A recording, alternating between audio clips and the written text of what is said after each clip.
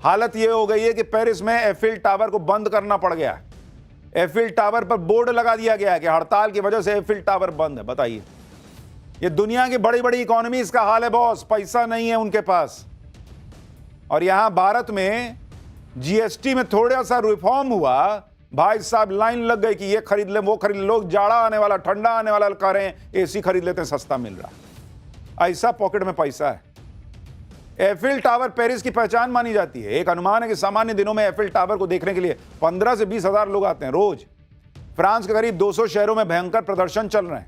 लोग सड़कों पर उतरकर ब्लॉक एवरीथिंग यानी सब कुछ ठप करने की मुहिम चला रहे हैं। देखिए, पब्लिक सड़क पर आ गई। फ्रांस की सरकार बजट में कटौती कर रही है, जिस वजह से कुछ सोशल वेलफेयर स्कीम के बजट पर कैंची चलेगी। लोग इसका विरोध कर रहे हैं। गुरुवार को करीब 85,000 लोग पेरिस की सड़क पर उतरकर मार्च करने लगे। हेल्थ केयर वर्कर थे, टीचर थे, स्टूडेंट थे, सब उतर गए सड़क पे। बॉस, कि पैसा काट लोगे हमारा क्या होगा? लेकिन वहां सरकार से संभल ही नहीं रहा है। कह रही कि पैसा नहीं काटेंगे तो देश खत्म हो जाएगा। अमीरों पे ज्यादा टैक्स लगाने की ये लोग मांग कर रहे हैं कि उनसे लो ना जी, हमसे क्यों ले रहे हो? साथ साथ पढ़ाई, स्वास्थ्य के क्षेत्र में सरकार से खर्च बढ़ाने के लिए भी कह रहे हैं। लेकिन पैसा होगा तब तो सरकार करेगी। सरकार कर ही नहीं पा रही है। लेकिन यही चीज अपने यहां देखिए बॉस, जो लोग सपना पाल रहे हैं कि जेनजी जैसा आंदोलन भारत में हो जाए, उनको देखना चाहिए कि भारत कहां आज चमकता सितारा बना हुआ है। फ्रांस, अमेरिका जैसे देशों का बुरा हाल है, लेकिन आप भारत को देखिए। नरेंद्र मोदी धड़ाधड़ फैसले ले रहे हैं, धड़ाधड़ डील पे डील कर रहे हैं, बड़ी बड़ी डील लॉक कर रहे हैं, जिससे भारत की इकोनॉमी बम बम हो जाएगी। यूएई, यूके, ऑस्ट्रेलिया के साथ फ्री ट्रेड एग्रीमेंट करने के बाद भारत ने यूरोप के 4 देशों के साथ फ्री ट्रेड एग्रीमेंट लागू कर दिया है। इन 4 देशों में स्विट्जरलैंड है, नॉर्वे है, आइसलैंड है और लिechtenstein है। भारत ने इन 4 देशों के समूह यूरोपियन फ्री ट्रेड एसोसिएशन के साथ हुए एग्रीमेंट को लागू कर दिया है। इस समझौते की खास बात यह है कि इसमें पहली बार निवेश और रोजगार को शर्तों के साथ जोड़ दिया गया है। अब होगा क्या? असर यह होगा कि यूरोप के जो ये 4 देश हैं, अगले 15 साल में भारत में $100 बिलियन यानी करीब 8,86,000 करोड़ रुपए निवेश करेंगे। इससे करीब 10 लाख नौकरियां भारत में जनरेट होंगी। वाणिज्य और उद्योग मंत्री पीयूष गोयल के मुताबिक Swiss state secretary for economic affairs ने भारत में $150 बिलियन अतिरिक्त निवेश का भी वादा किया है। यानी अगर सब कुछ ठीक चला तो भारत में 100 बिलियन नहीं बल्कि कुल 250 बिलियन यानी करीब 22 लाख करोड़ रुपए का निवेश आएगा। यह कर रहे हैं नरेंद्र मोदी। पीएम मोदी कल देश के युवाओं को 62,000 करोड़ की बड़ी सौगात भी देने वाले हैं। कल युवाओं के स्किल डेवलपमेंट से जुड़ी योजना की शुरुआत करेंगे। इस योजना के तहत देश भर के 1,000 सरकारी आईटीआई को अपग्रेड किया जाना है। नरेंद्र मोदी जिस तरह से बोल्ड फैसले कर रहे हैं, उसकी वजह से ही पूरी दुनिया उनकी कायल हुई बैठी। आप रूस और पुतिन को देखना लीजिए।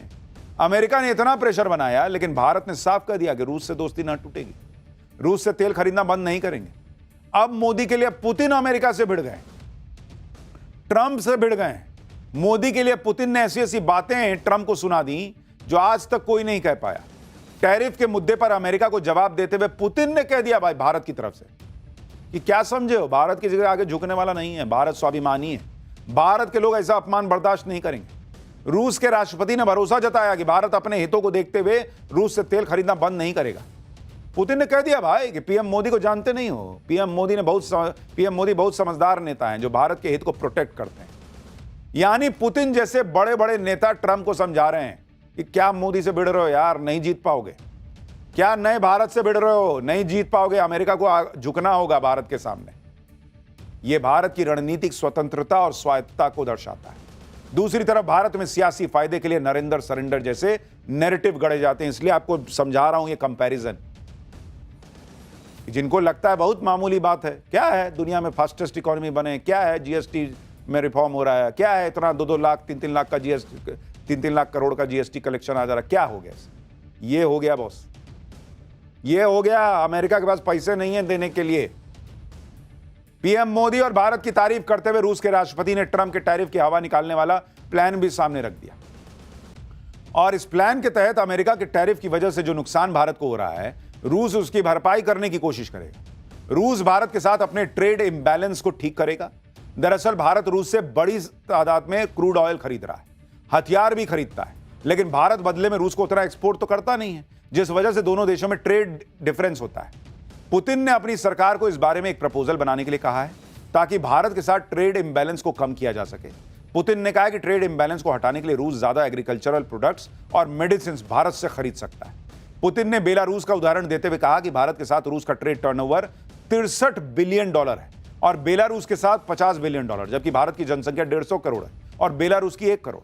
यह उदाहरण देते हुए पुतिन ने माना कि कई ऐसे सेक्टर हैं जिसमें ट्रेड को बढ़ाने की बहुत गुंजाइश है। यानी पुतिन कह रहे हैं भाई कि तुम मेरे दोस्त हो, तो यह क्यों होगा कि खाली तुम ही खरीदते रहोगे और मैं बेचता रहूंगा। अब ऐसी व्यवस्था करेंगे कि तुम भी बेचो, हम भी खरीदेंगे, तुम्हारी इकोनॉमी को और बूस्ट देंगे भाई। पुतिन इस साल दिसंबर में भारत भी आ रहे हैं। पुतिन ने कहा कि वो इस मुलाकात को लेकर बड़े एक्साइटेड हैं। वो अपने भरोसेमंद दोस्त मोदी से मिलने को उत्सुक है। दिसंबर में करेंगे, 5-6 दिसंबर के आसपास आएंगे। भारत की तारीफ करने के साथ साथ रूस के राष्ट्रपति ने ट्रंप की तगड़ी क्लास भी लगाई। तेल खरीदने पर भारत को कोसने वाले ट्रंप और उनके सलाहकारों को पुतिन ने आईना दिखा दिया। पुतिन ने वो आंकड़े सामने रख दिए जिससे अमेरिका का डबल स्टैंडर्ड सामने आ गया। रूस के राष्ट्रपति ने बताया कि खुद अमेरिका रूस से यूरेनियम खरीदता है, जबकि भारत को रूस से व्यापार करने से रोकता है। पुतिन ने कहा कि रूस अमेरिका को यूरेनियम बेचने वाला दूसरा बड़ा सप्लायर है। साल 2025 में अमेरिका को यूरेनियम बेचकर रूस को करीब $1.2 बिलियन मिलने का अनुमान। तो पुतिन ट्रंप को एक्सपोज कर रहे हैं भाई, भारत के लिए, मोदी के लिए, कि तुम लोग क्या मोदी के पीछे और भारत के पीछे पड़े हो जी। तुम तो खुद हमसे खरीद रहे हो, ना खरीदो हमसे। अगर तुमको लगता है मेरे पास पैसा आ रहा है इसलिए मैं यूक्रेन से लड़ रहा हूं, तो तुम खरीदना यूरेनियम बंद कर दो। भारत से क्या भिड़ रहे हो, नौटंकी करते हो। पुतिन ने एक ही झटके में उस अमेरिका को एक्सपोज कर दिया जो यूक्रेन युद्ध के लिए भारत को जिम्मेदार ठहराने में लगा हुआ था। यही वजह है कि जब ट्रंप ने यूरोप के देशों से भारत पर टैरिफ लगाने के लिए कहा तो यूरोप के देश भी पीछे हट गए। यूरोप के देश ये जानते हैं कि जब वो खुद रूस से अपनी एनर्जी जरूरतों को पूरा कर रहे हैं तो किस मुंह से भारत को रोकेंगे बॉस। यानी एक तरफ तो दुनिया के बड़े बड़े नेता भारत की ताकत को मान रहे हैं, नरेंद्र मोदी के नेतृत्व में नए भारत का जलवा मान रहे हैं, और राहुल गांधी, कांग्रेस पार्टी, भाई ये लोग ऐसा माहौल बनाने में लगे हैं जैसे मोदी ने सब बर्बाद कर दिया। राहुल गांधी एक बार फिर विदेश चले गए और हर बार की तरह इस बार भी विदेश जाकर ऐसे ऐसे बयान दे रहे हैं जिससे यहां हंगामा मचा हुआ है। राहुल गांधी ने कोलंबिया में एक यूनिवर्सिटी के कार्यक्रम में कहा कि भारत में लोकतंत्र पर हमले हो रहे हैं, लगातार लोकतंत्र को खत्म करने की कोशिश की जा रही है। भारत में राहुल गांधी कहते हैं कि लोकतंत्र बचाने की जिम्मेदारी उनकी नहीं है, विदेश जाकर कहते हैं कि लोकतंत्र पर हमले हो रहे हैं। नरेंद्र मोदी दुनिया में जाते हैं, दुनिया को बताते हैं कि भारत बहुत शानदार गति से आगे बढ़ रहा है, आइए आप भी इस गति में जुड़ जाइए हमारे साथ। भारत को आगे ले जाने में हम आगे पूरा दम लगा रहे हैं, आप भी आइए और भारत में निवेश कीजिए। राहुल गांधी विदेश जाते कहते सब बर्बाद हो गया, बस कुछ ना बचा वहां। राहुल गांधी विदेश जाकर इसी तरह के बयान देते हैं। बीजेपी ने राहुल गांधी के इस बयान पर पलटवार किया। बीजेपी कह रही है कि कांग्रेस आज देश विरोधी ताकतों का हाथ का खिलौना बनकर रह गई। सुनिए एक बार। बहुत स्पष्ट हो गया है कि कांग्रेस इस समय राष्ट्र विरोधी तत्वों के हाथ का एक खिलौना बनती जा रही है। कांग्रेस का नेतृत्व एक जमाने में इतना परिपक्व था, आज की डेट में उतना ही अपरिपक्व है। कांग्रेस का नेतृत्व एक जमाने में अल्ट्रा लेफ्ट और इन लोगों को यूज करना जानता था, इंदिरा गांधी और पीवी नरसिम्हा राव तक। आज उनके द्वारा यूज होने लगा है। यह सिर्फ कांग्रेस के लिए समस्या नहीं है, आज देश के लिए चिंता का विषय है।